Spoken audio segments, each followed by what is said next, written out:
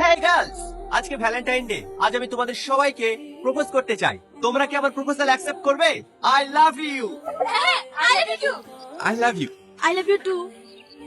I love you. দেখতে পাচ্ছ না আমি ফুচকা খাচ্ছি? সরকার থেকে।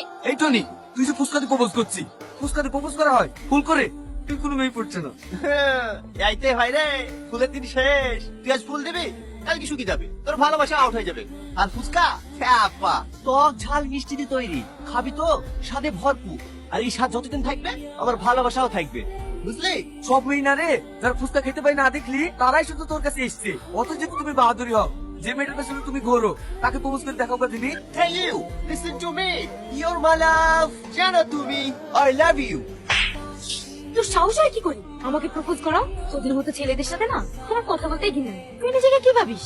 তোদের মতো ছেলেরা না কলেজে আসে শুধুমাত্র মেয়েদের পিছনে লাগাচ্ছে।